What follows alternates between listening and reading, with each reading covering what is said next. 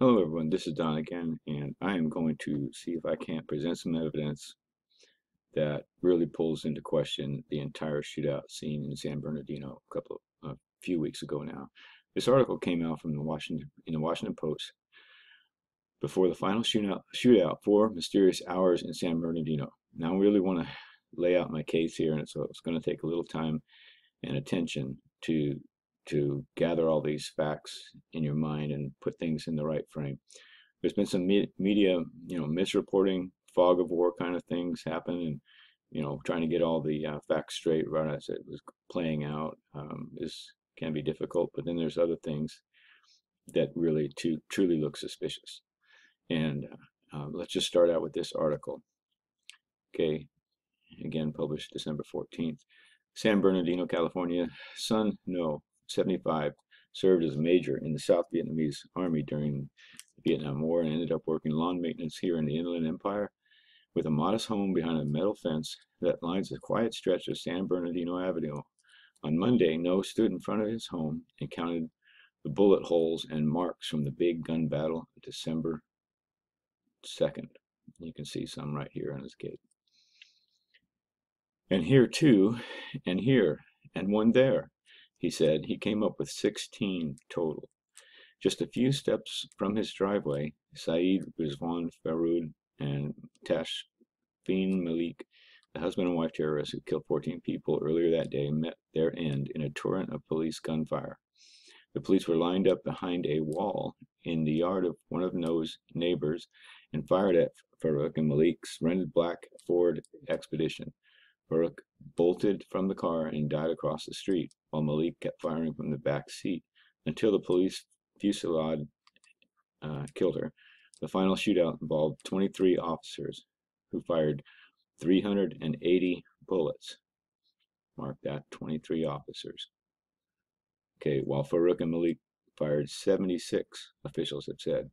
I've done earlier videos questioning that, and as you'll hear again as I replay some of the live bystander footage, seems highly doubtful they could have unloaded their magazines, reloaded, and got off that many rounds in probably less than 10 seconds. The killers left behind a long rash of questions, not the least of which is the mystery of the 4 hours between 11 a.m. terrorist attack and 3 p.m. gun battle. Okay, authorities have not released any information on what Farouk and Malik were doing in those 4 hours, but a law enforcement official said Monday that investigators do have some information about where the shooters were. The official would not provide specific details other than to say it involved the use of cell phone data. Just before the attack, Malik went on Facebook and declared on behalf of herself and Farouk allegiance to the leader of Islamic State, officials said. The shooters apparently smashed their cell phones later and disposed of them. We know from other sources that they disposed of them in a trash can near their house. The shooters apparently, but the law enforcement officials have technologies that can triangulate the location of suspects based on where and when a device connects to cell phone towers. Some rental car companies have tracking technologies on their vehicles, but authorities have not indicated that they have such data in this case, that kind of data. Law enforcement sources speculated that the two originally intended to shoot up a school or college.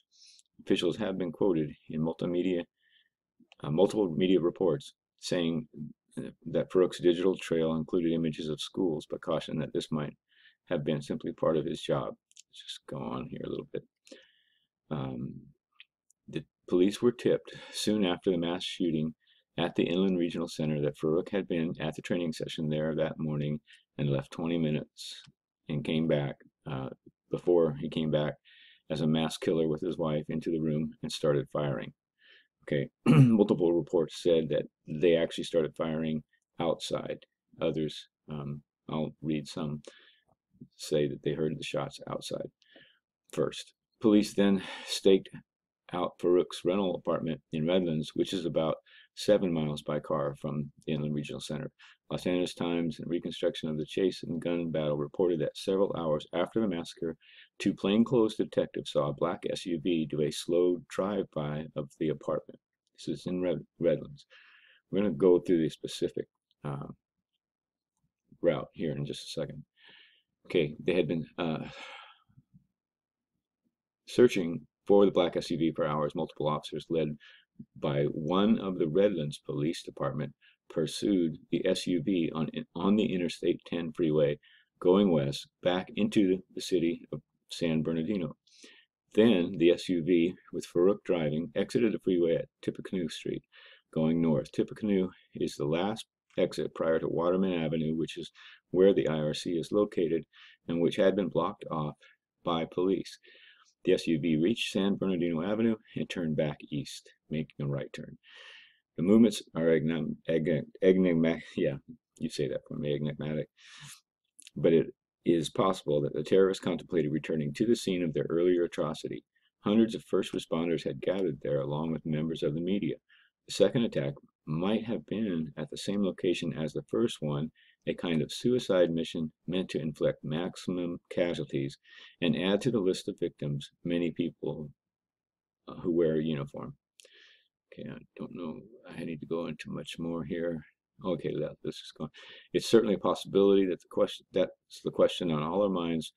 Where were they going? Said Redlands Police Sergeant Andy Capps, who was directly behind the SUV, took incoming fire and was one of the first officers to engage in the gun battle. Don't forget that. They were clearly armored and armed to kill more people. Whether they were ready for a fight with law enforcement or not, I don't know. But they were armed to the teeth, and they were ready for something for sure, Cap said late Monday. We all just speculate, like everybody else, what we think their plans were and where they were going and where they had been. Until the FBI is, until the FBI, which is running the investigation, provides more information to the public, the movements of the terrorists in those 4 hours will remain mysterious. But in the meantime, there is mounting evidence that Farouk and Malik were hardly criminal masterminds. And it goes into more about some of the things they try to rig their weaponry with, turning them into machine guns, and how they also try to get rid of digital data. So moving on here, let's just take a look again what I just read through in a picture, one quick picture. Okay, so the couple had gone back after the initial shooting at 11 a.m. at the Inland Regional Center. They went back to their home. Here it is in Redlands. They wound their way down this street here, which I believe is Washington Street. They made their way to Alabama Street, got on the 10 here, drove all the way back, heading west towards the Inland Regional Center, got off at the last exit before the center, headed up Tippecanoe Avenue. Okay, they got to a certain point. At this point, if somebody was to go to the IRC, they would turn left down this orange road, and then turn another left and go into the center here. Instead, though, when they got to San Bernardino Avenue, for some reason, the vehicle took this right turn, started heading east again down San Bernardino Avenue. Let's go on. Okay, this is the home of Sue No that I read the article about, with all the gunshots holes in his fence. Okay, this is the vacant lot where the couple's SUV ended up being parked in front of, right here. You'll note, and I want you to keep in mind, there was one blue recycle bin sitting out in front of their yard. Okay, this was a Wednesday, December 2nd. Garbage day in this community is Thursdays, so theirs was the only this was the only blue recycle bin out that day in a kind of a suspicious spot.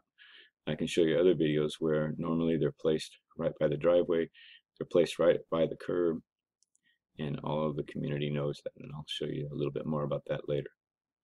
Okay, let's just move on to the first bystander footage, and there's some corrections here that need to be annotated.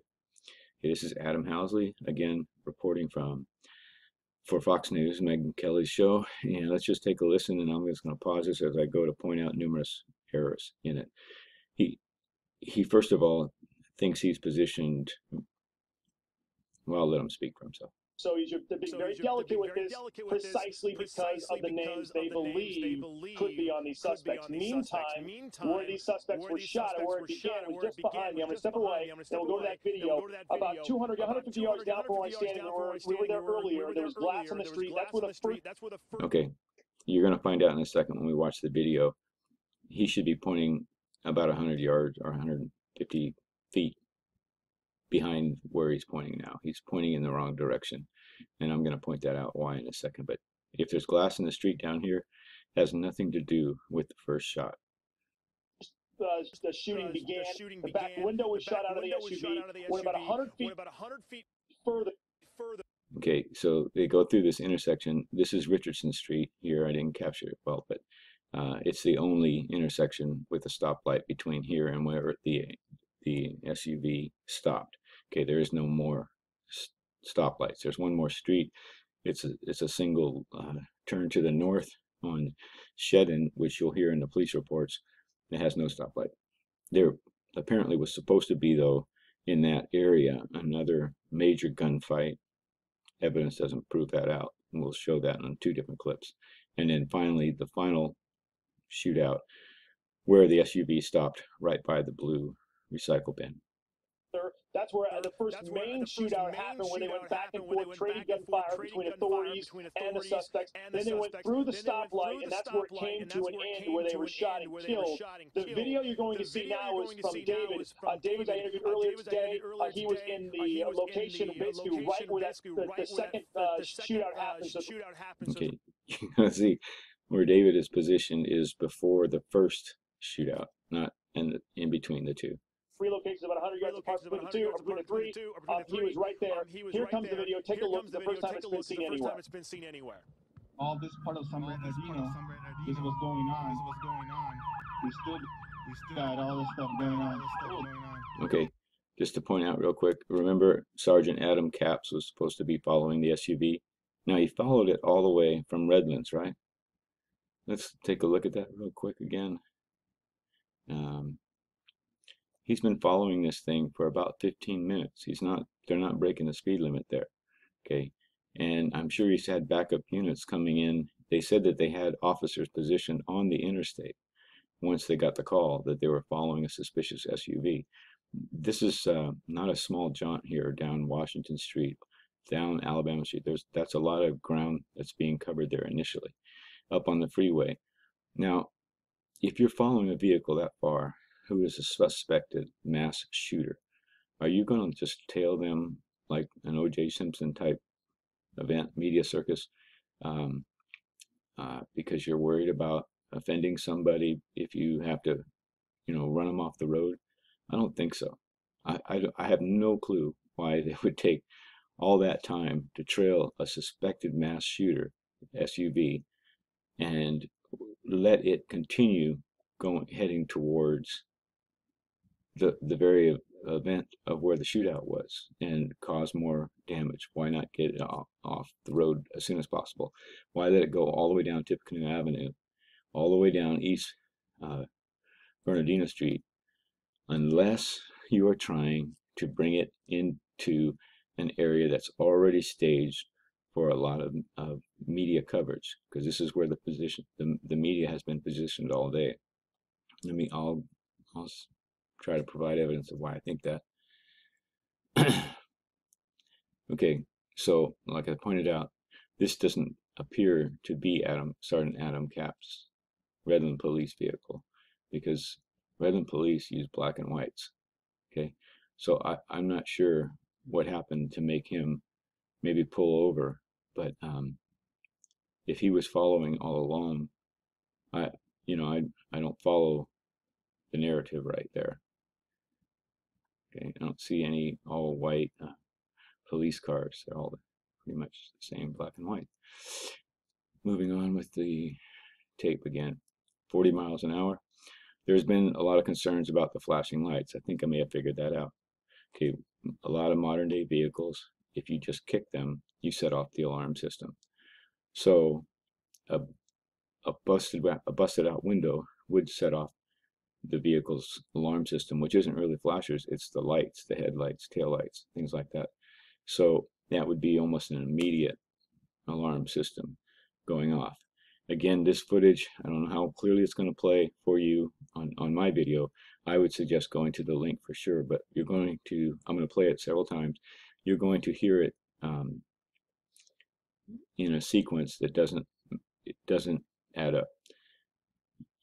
What you see is a smoke trail, hear a shot, see a flash.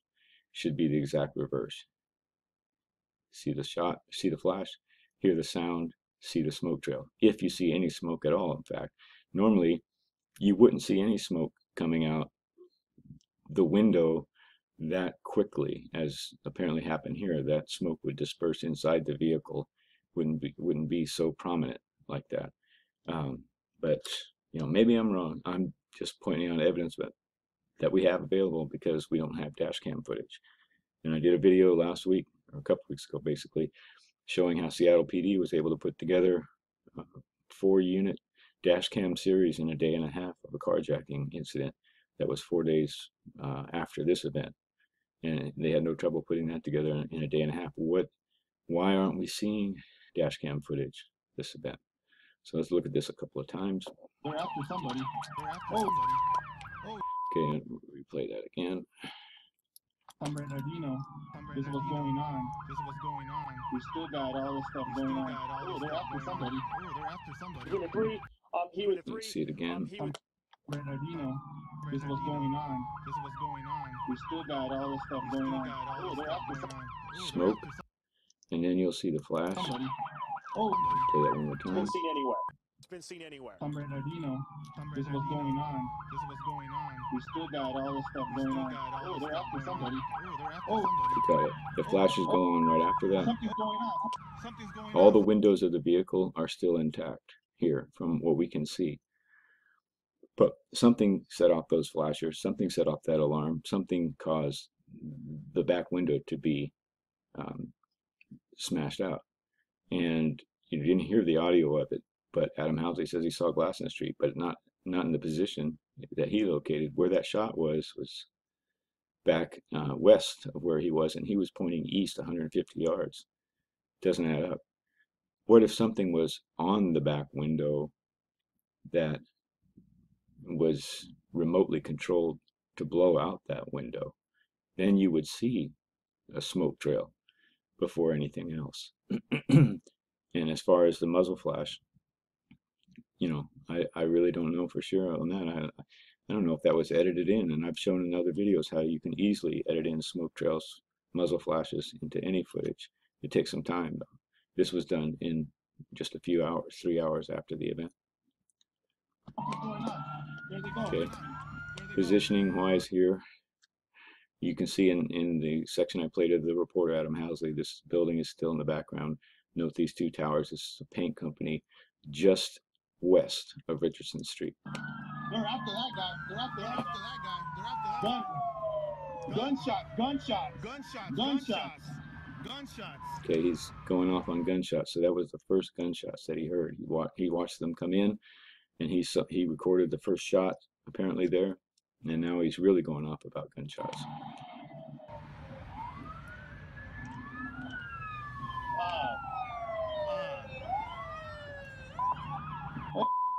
Something's going on.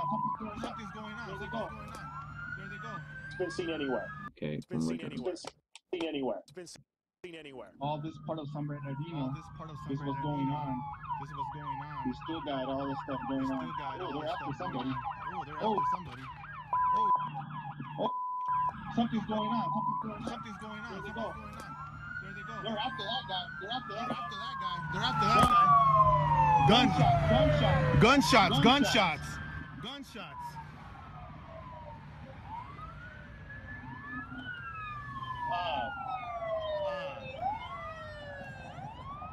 Yeah, did you see that? Yeah, there was gunshot. There was shit. Oh, you better get down, bro.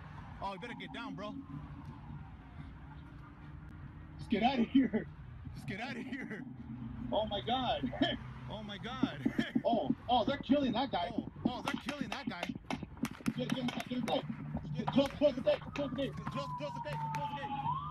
We have gunshots. We have gunshots. We have gunshots. We have gunshots. Oh my God, right in front of us. Oh my God, right in front of us, And you dude. see this tower right here, and the paint shop, paint warehouse. I'll show you that in a second. And you heard his reaction to all the Okay, so that was gunfire. at 3:07 Okay, so that local was at time, 3:07 6:07 local time, Eastern, 6:07 Eastern this evening for you guys, afternoon for us. David who was Espinoza there, was the Megan. employee You're looking at who the was there, live Megan. look down You're there looking at the now, and live they have look it down there obviously now, and they surrounded have by it obviously all sorts surrounded of by not only all SWAT team sorts is there, but of the not bomb only team as SWAT well, team is because there, they're but the bomb having to team as actually well, take a because look they're having to at actually what. take a look Okay, kind of difficult to at see in what's. this angle, but that's the paint shop right there. I'm going to go ahead and move on. This again is just evidence from Google here that this is the intersection at Richardson's that Adam Housley was pointing towards. If you go up the road here, down east on East San Bernardino, more traffic lights. There is one road, and we're going to get to that in a second here.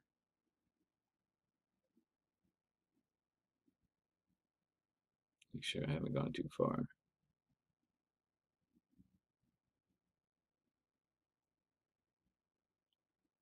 I may have skipped it. Maybe I'll go back around. Bear with me here. Got a lot of information here. I need to reorient myself back here towards the intersection.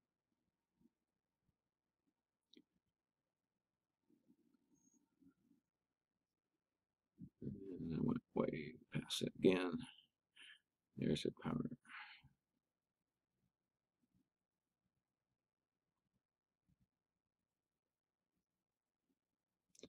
Paint company here to the right. Going to come up on Richardson Street right there. Moving beyond Richardson. Go a little slower this time.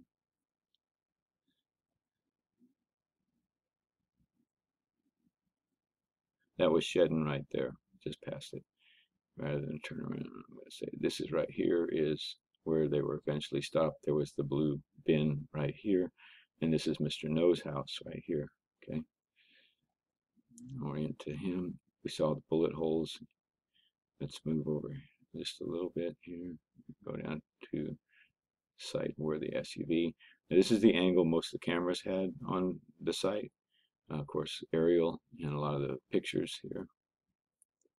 And let's see if we can get it to come back for me. So something you need to keep in mind here, we're looking south. The angle of the camera was looking south. Okay, so some things when I flip to another map may take a second to adjust to how the maps are laid out with the north on the top here. So let's this was the angle that we saw the individual shooting down towards this direction. This to prove this was where this company they worked for, driveway right here, where they ducked around back behind after they got done shooting the footage. Something's going on, something's going on. The actual first shot, okay, here we saw the speed. It was up in this area right around here from the angle. Okay, there was no stoplight in this area. So they continued on and we saw the chase. Okay, let's go to another footage. Okay, this was the other bystander footage. He's further up the road towards the final destination. Richardson is now back behind us instead of in front of us. We're looking west here. We're going to see the police vehicles chasing the SUV. This is the most damning footage that I have to share today because of not just what shows in the beginning, but really what shows near the end. So I ask you to bear with me and watch that. See, the flashers are still on because the back window has been broken. It's the alarm system, right? Okay. You didn't see a whole long line of cars there, but they were piling in. Oh my gosh. Oh my gosh. One more time. You notice the rate of speed has increased dramatically after the window was blown out. You know, that kind of set things in motion. Now, if what I fear is Saeed and Tashfim were driving and were coming back looking for help, and is the reason why they came in the direction they came. They would have naturally been scared if something blew out the back window. but we have a lot more to discuss. Okay. Holy shit, guys. There's shots right now. Oh my god. So you hear a lot of Guys. the barrage Guys, happening. shut up. Okay, yeah. No fucking way. No fucking way. You hear big barrages going on now.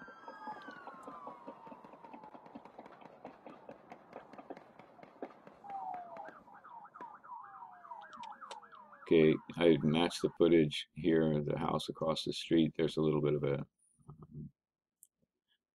tree behind the house, and I was able to line that up with other things to get the exact address here of where this shooter or the filmer is at. Okay, this is where something very significant happens. I'll try to get this right. Notice this black car. Keep your eye on that. That's sort of a marker in this frame for us.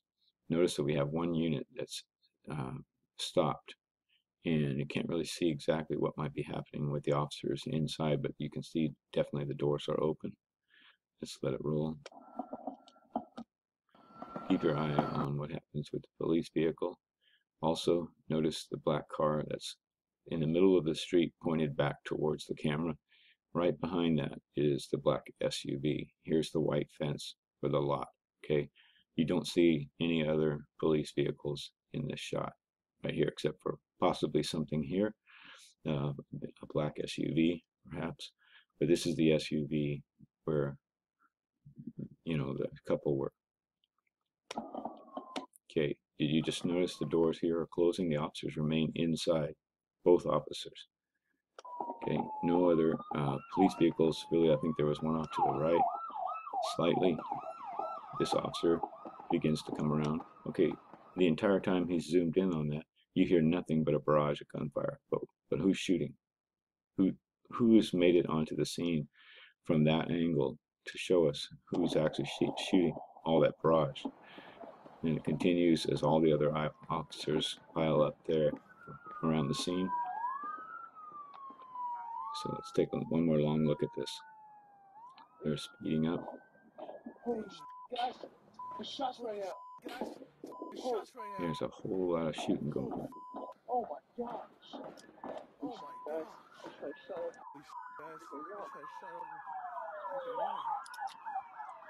So pay attention to, again, the positioning of that black car.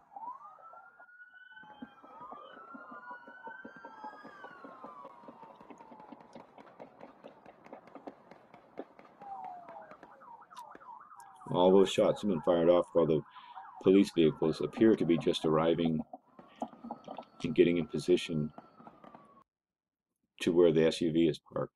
You don't see any other officer vehicles at all, except this right over here. But you hear a whole lot of shooting, don't you?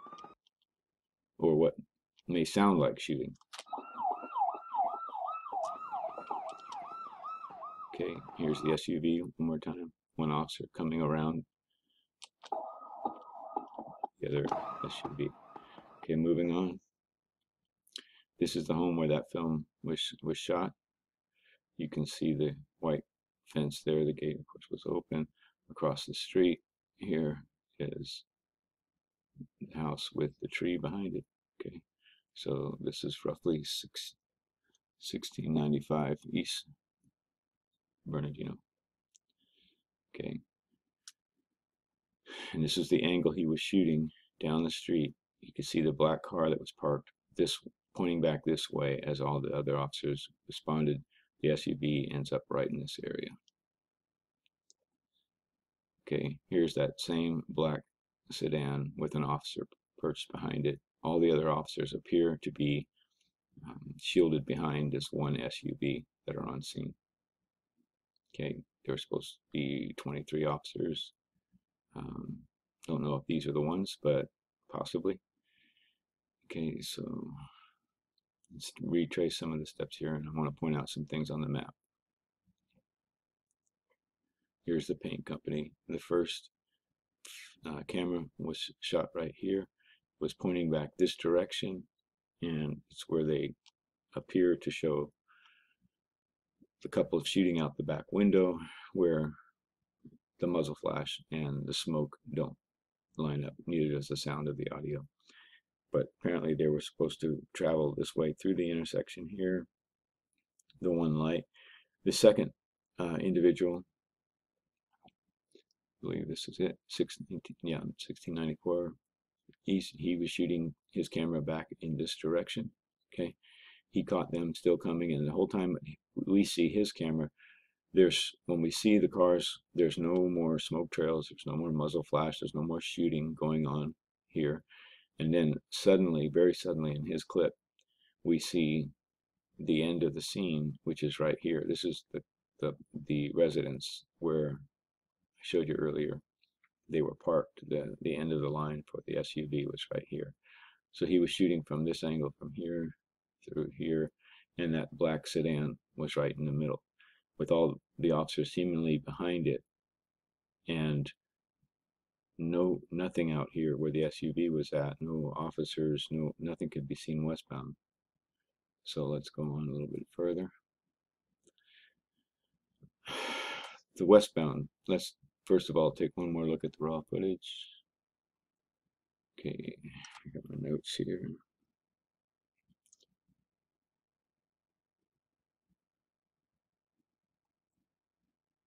Here's a very wide shot of the scene. We see nothing that's out east firing back west. You've all seen the photos of the front of the SUV that's been hit multiple times. You can see windshield wipers that were apparently out. This is looking south. Okay, so this is the south side of the street, north side of the street. And as you heard in the narrative, the individual jumped out and tried to run across the street. Doesn't make a whole lot of sense. Why would somebody run out this direction and not try to maintain some kind of cover, defilade here where there's more places to hide and get away? Why run across this, all the way across the street to what appears to be a lot of open area? Again, all the shooters were at this time hunkered down behind this car. Okay, but we've had numerous I'm going to play some more individuals who have evidence, real evidence of their yard, their house, all shot up. So was it just being sprayed as, Farouk ran across the street, just all of his attention as trained terrorists on doing damage to a house? I thought he was supposed to be looking to maximize the damage to individuals. Based on that last clip that I played, and you see this black car, okay, this is the one, or this possibly was the one car that was behind it. Maybe this was the white car that was behind it. This was the other SUV that we saw. Okay, who's doing all the firing? That's my question. These individuals just arrived on the scene. There's nothing out here to the east. These are all westbound traveling eastbound, but they're all on the west side of the incident. Okay, we had that one blue bin. No other neighbors have their recycle bins out. What was that blue bin doing right there? Was it a marker? Okay, now let's continue. I want to play this because regarding the officers down the street, okay, on this side here, which would be east, okay, there is one road down there we want to take a look at on the map.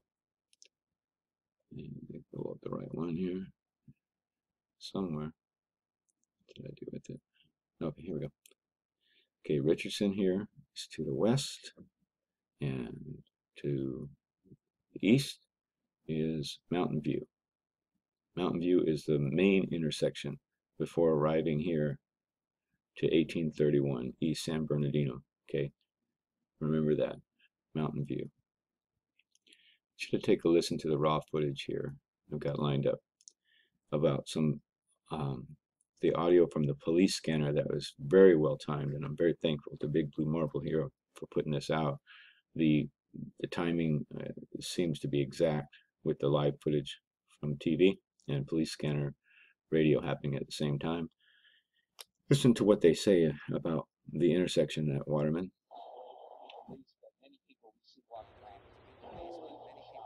Hey, confirm you got a shooter in that car? Hey, confirm you got a shooter in that car?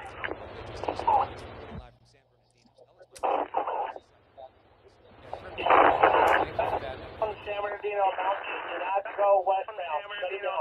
Do not go westbound. Okay, do not go westbound. That means you're traveling towards the west. They shut it down at Mountain View for some reason.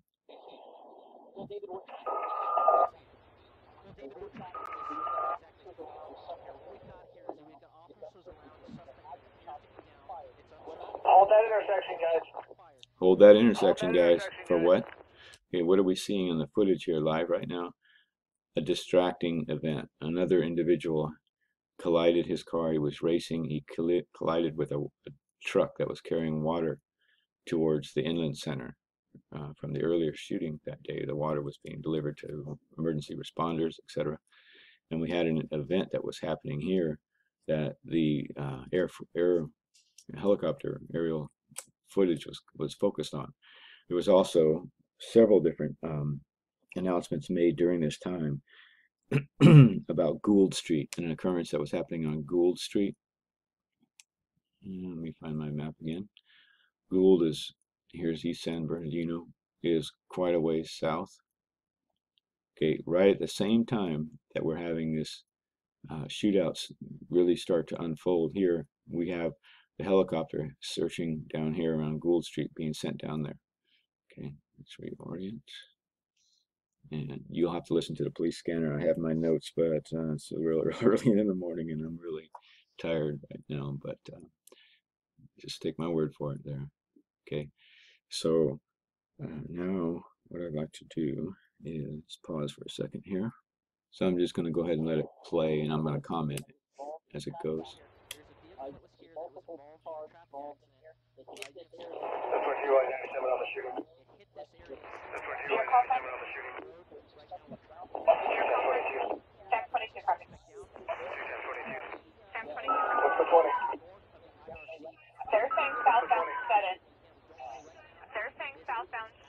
That sounded like southbound shed-in. That doesn't make a whole lot of sense, but we'll see if that comes into play. Because shed-in off San Bernardino only runs to the north. Sorry.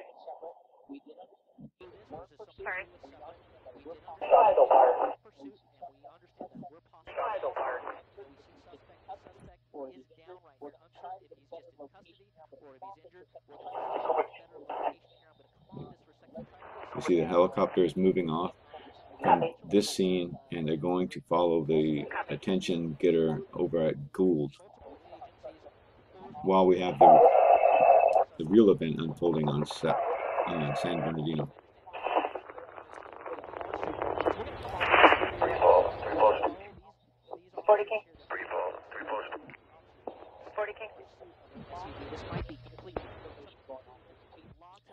You'll hear a helicopter. Okay, this is an officer at East San Bernardino, the shootout, the SUV, calling in for the first time.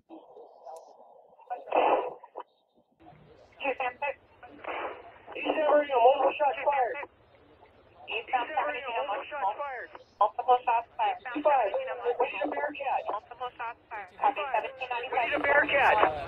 Okay, during this time, the helicopter is making its way down to Gould Street, so we're not getting aerial footage of the actual shootout with the SUV. Medical aid. Copy. Medical aid. Copy. We're getting them started.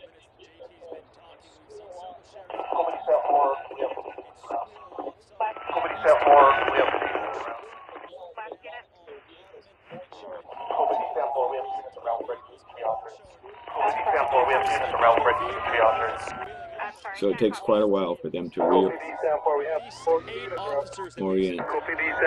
this particular helicopter back to East San Bernardino. Street in the alleyway. 40 in the alleyway. North you go. 40 King up on that, if we can immediately. 40 King on the street. If we can immediately. 40 King on the street. I'm copying traffic. My partner is transitioned in the back seat with an M4 rifle. So I'm going to be flying the helicopter and working the radios all at the same time. Go with that last information. Working the radios all at the same time. I copy. You got the info about schools? I copy. You got the info about schools? Okay, last seen in the alleyway headed towards school. Okay, last seen in the alleyway headed towards school. Is all I have on this description. Male, dark skin Okay, is I'm all I gonna have let on this that description. pause there for a second. One of the things that I first actually really even started reinvestigating this on was the information about the pipe bomb that I had seen in this footage when I was going through it the other day. Okay, there are multiple reports out that there were 3 shooters. We all know that, all dressed in black, ski masks, and then this narrative completely changes to a female involved. For instance, let's see which article has it here. Okay, this was at the shooting scene earlier. An unidentified source, wonder, that's interesting, an unidentified source told NPR journalists that witnesses appeared to recognize Farouk by his voice and build. Many other reports said that they made no sound, there was no voice, there was no... Who was this one unidentified source that came out with this information tip? I've never heard who the individual is. I've heard that they had pictures from the center that also linked Farouk to it, which caused them to then check, for some reason, rental agencies about cars, and matched him to having rented a Ford Expedition. That's a leap right there. I mean, whatever on that. So then you hear them say that they matched him, but they didn't say anything about a woman. And if you're going to match the appearance of a tall, muscular build, you should also be able to say the other one was quite significantly shorter. Somebody should have that information, have noted that information, but they didn't. They just somehow came up with this tip to link Farouk to it immediately, saying he had left suddenly, and somehow or another, because he might be tall, that makes him the suspect. It goes on. But getting back to where I was here, we're watching the raw footage, and so getting back to the actual stage shooting, I've already shown you the footage where, because of the marking of the black sedan in the street and where the positioning of the cars were, you heard a barrage of shots, but no police cars on scene yet, hardly at all. But you were hearing the gunfire. This is something that happened on the west side, that we see no vehicles whatsoever, no officers running around the yards, nothing from the camera views that we have. But this was happening on the north side of the street to the west of the SUV. But let's start from the beginning. Just to reorient everybody, But let's start from the beginning. let's take a real peek. Okay, here's the vacant lot. This is where the SUV is. Here's where all the police cars were coming up. Okay, we saw them huddled behind the SUV. And this house is the interviewee right now that we're going to switch to, this gentleman and his neighbor's house. Okay. And what I want you to pay attention to is what he actually witnessed. You know the extent of what you were witnessing when the gunfire began? You know the extent of what you were witnessing when the gunfire began? What had happened was all over the news. So I had just gotten home, and no longer than 3 minutes did I hear gunfire, and it shook the house.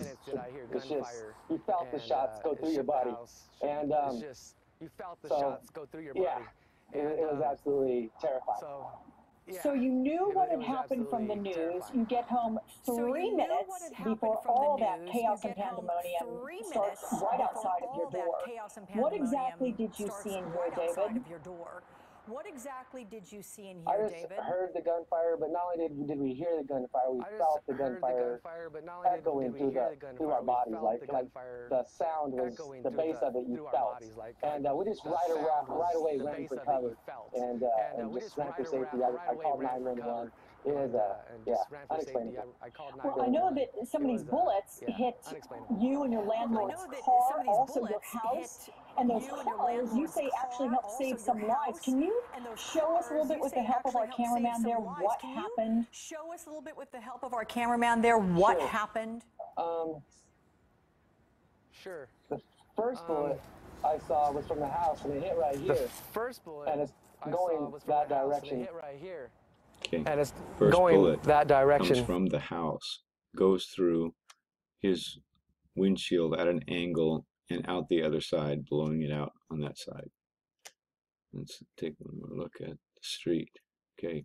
Even if you had crossfire from officers who appeared not to be deployed around here in this area yet at this point. Okay, you've got these officers here. Maybe, yeah, possibly they could be spraying crossfire in this direction, but the angle that the truck is parked, there's no way.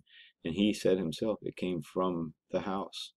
A shot was fired from the house, and it went through the front windshield and out the other side. The angles do not match. How is this happening? Okay, from the street, even if they had vehicles we don't see. Here's Waterman way down here. We see no officers in the street. We see no officers on scene, but somebody had to be firing that barrage of bullets. These officers were all hunkered down behind the SUV.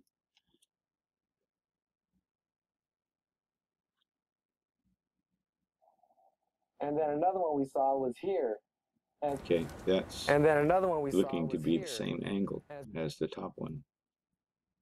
It's going towards the house here as well. And then we have another one towards the house here that is here. as well. And then we have another one. And then there's more on the back side. Well, we can take a the look. truck that goes here, and it goes through, and it goes through the truck, through the bed. So that would make the angle parallel to the street, not an incoming angle, but a parallel angle.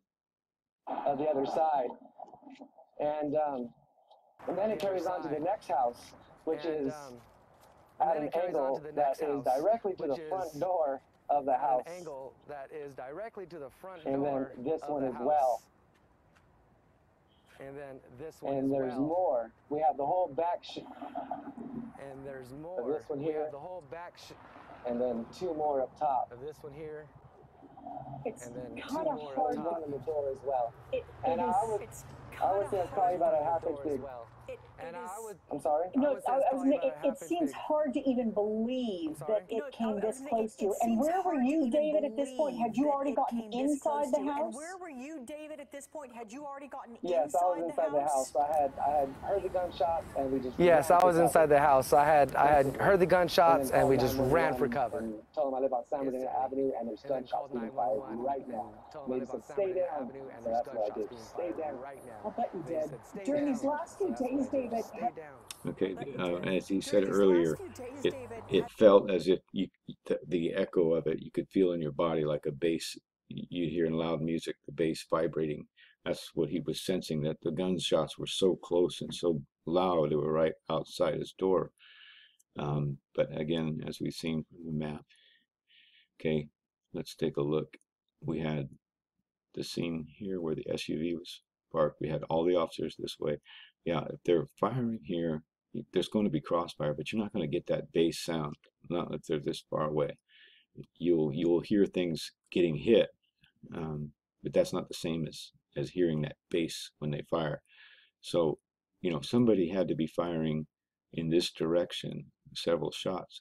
So my question is, was this all staged? Did somebody have this blue bin out here as a marker point? Did somebody stop them running out in this area? And you see the front of the SUV window completely shot up. You know, hundreds and hundreds of bullets.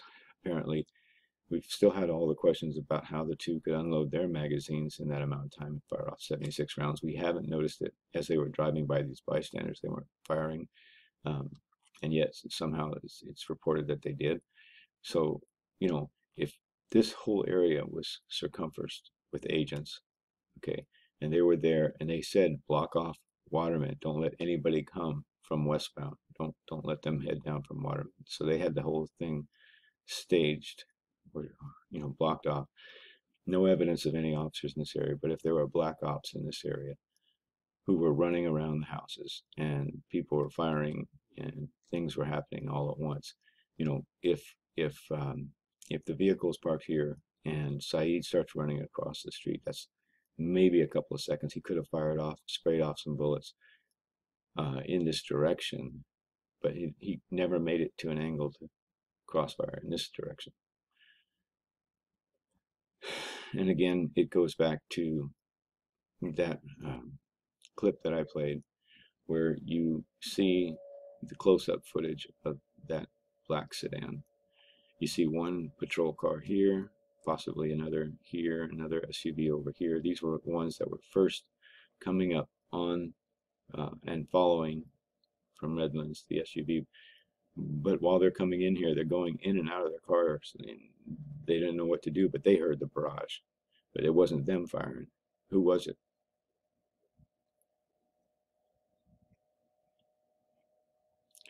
If you catch on that time track on the footage at 2 hours 49 minutes 20 seconds, you can catch the plate number. I didn't run a trace on it only because he said it multiple times and it sounded like he wasn't sure about it, but he corrected himself a couple times, and I think this is the plate number from the Ford Expedition. And they don't really only give you the license plate owner, it's a rental. We know that. We haven't heard anything about the local agency that apparently rented it to them.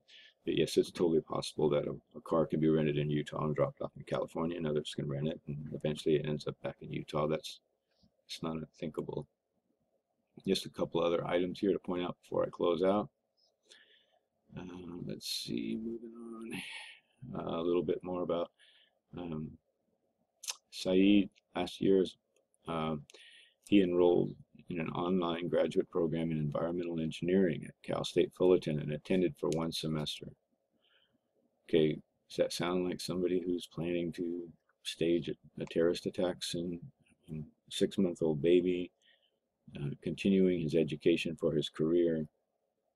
Multiple accounts of other people who knew him, knew about, you know, who he was. This is an article noted here at the bottom. Something in his past, his father was known to have some real issues, causing his mother to divorce finally, with dealing with alcohol, dealing with other medications, and being suicidal and being abusive. She listed these multiple instances of domestic abuse in a legal filing and said that her husband threatened to kill himself on a daily basis. During one incident, she said, court filing, that her son came between them to save me, her quote. This is just more character. His neighbor and he were known to be car enthusiasts. That's why they worked in the garage late hours. Others said they had suspicious activity. A lot of deliveries all the time. If you know anybody who's really into cars, you're always getting UPS deliveries of parts, things. It's just the way it works. And let's see, other things noted. I think I'll skip this one here. Let's just take a look at another character witness here. This gentleman worked directly with him, and he has an accent. He's a foreigner, so I'm going to play this a couple times. So he didn't go outside that room. He didn't go outside that room. He went to the room, did No, he was just wasn't looking for people or hunting When you people down. found out No, that he it was was Syed, just spraying bullets everywhere. what was your reaction? When you found out that it was Syed, what was your reaction? I knew that around 7 p.m. I didn't believe it. Came back I around knew 7. that around 7 p.m. Somebody called. I don't know what.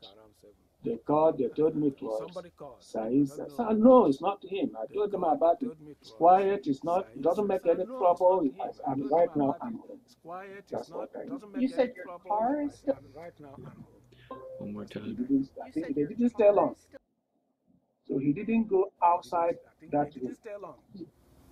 So he didn't go outside that room. Wasn't looking for people or hunting people went to the room, did The it room left. was just Wasn't looking for people or hunting When you found out that it No, was Syed, just What was your reaction? When you found out that it was I Saeed? shouted. I couldn't believe it. I couldn't believe it. What was your reaction? I knew that around 7 p.m. here. I've been home by then. I came back around 7. Somebody called.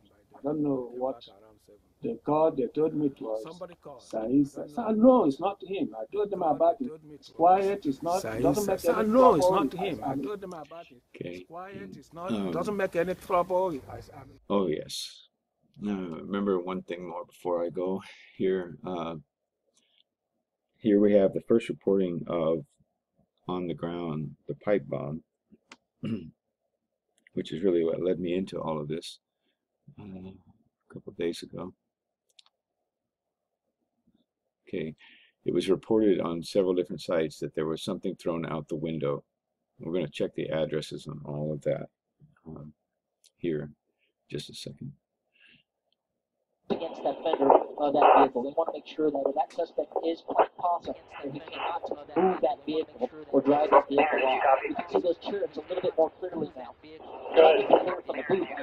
Details are the dude in the back seat. Looks like he's still breathing in the 17-yard traffic chest. Okay, the person in the back seat was Malik, and looks like she's still breathing, and she's got an AR strapped to her chest. So what's she firing? They had the two ARs, one long rifle's in the street, and then they have the other one. I thought there was just the two. Maybe I need to be corrected on that. But if she's got the AR strapped to her chest, what is she firing? Doesn't seem to make sense. He's laying flat. Copy. He's laying flat. Lincoln 6. Go ahead. Lincoln 6. Safety information only. SOS located one pipe bomb at safety information only. SOS the 1700 block of San Bernardino. They're checking further. The 1700 block of San Bernardino. They're checking further. Pipe bomb 1730 East San Bernardino Avenue. Okay, 1730 East San Bernardino Avenue. Pipe bomb has been found. Okay, if we check our addresses out here. And here's the shootout scene.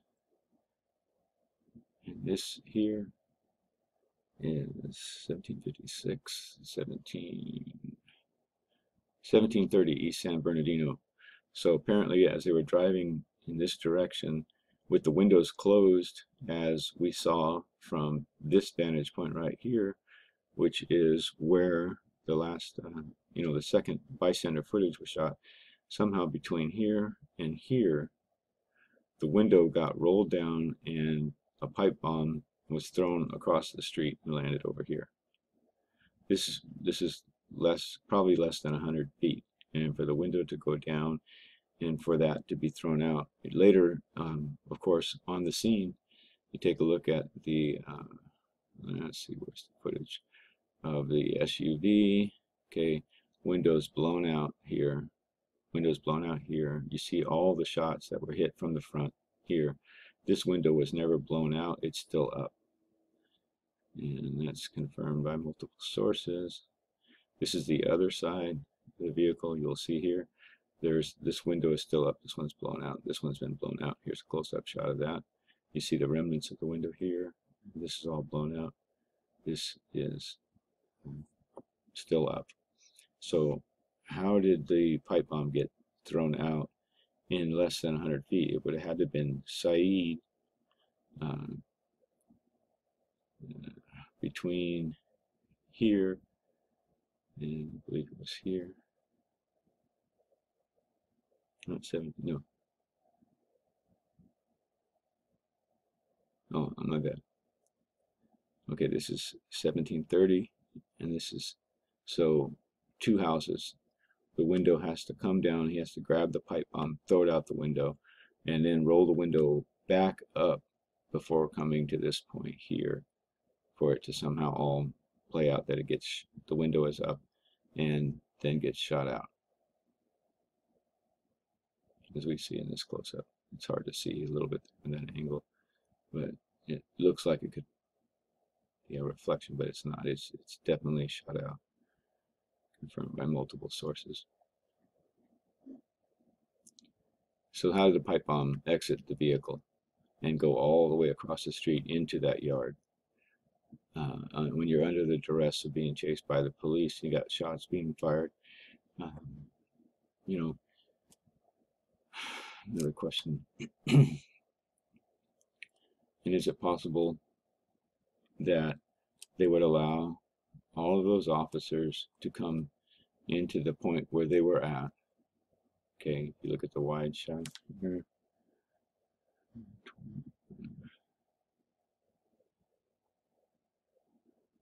Okay. See if I can find a good wide shot.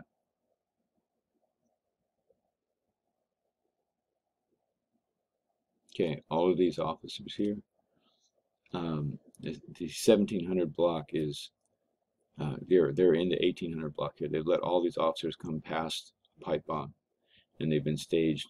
And then here it is, approximately 20 minutes after the whole shootout here, that they start investigating the pipe bomb. And it doesn't seem like good strategy there. If you've seen an object come out the window and you were worried about it being explosive, why not? Why would you allow this many individuals to be in that location without clearing it out? Apparently, they did that in the regional center as soon as they found info of the toy remote canvas bag with the pipe bomb in it. They ordered everybody out of the building immediately. So it seems like, you know, possibly error or erroneous.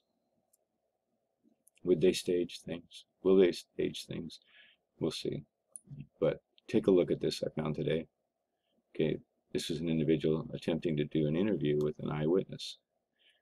And I want to thank, Lift the Veil 777 for posting this. This will be a quick one. This is my favorite part of the live feed. You're going to see them approach. This will be a quick one. This is my favorite part of the live feed. You're going to see them approach this gentleman right here. And you will see him being told not to answer questions. Let's go back to Chip, but looks like something's going on here. Chip? Being told not to answer questions. Let's go back to Chip, but looks like something's going on here. Chip? You see what happened in there today? Gentlemen, what's your name, sir? Johnny. Johnny, kind of tell me, what did you see? What happened in there today? Can you tell us? Oh, I'm sorry. Whoops. Can you tell us? Can't have anybody talking. Whoops. That's pretty weird, Can't right? have anybody talking. All right, well, yeah, he looked like, sorry about that. Looks weird, like, right? we're going to try to get some information from that gentleman, as you saw, so that told him not to talk to us. So, Somebody told him not to talk to us. again, that's kind of the situation that's been with the people. Somebody told him not to as talk we were talking earlier, trying to figure out what was going on here. See what happened in there today. As we were talking earlier, trying to figure out what was going on here. See what happened in there today. Can you tell us? Oh, I'm sorry. Can you tell us? Can you tell us? Oh, I'm sorry. Oh, can you tell us? I'm sorry. All right. So what we see here is something being very, very controlled. And like I pointed out in my last update video, this December 31st, Russia loses an airliner, 224 individuals die. Russia becomes all in against Syria and actually starts running the war on ISIS.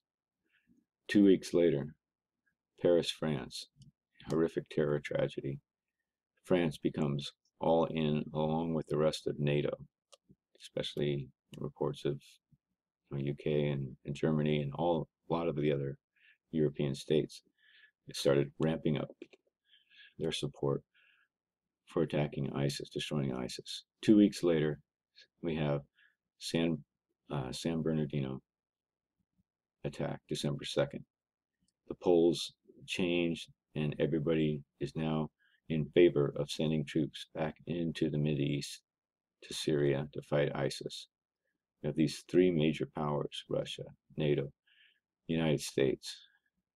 Day before Christmas, a huge terror threat in China, fourth major power. Now their attention is drawn towards ISIS, defeating ISIS, sending troops to the Mideast. Something's going on. And if you don't realize that, it could be quite a shock.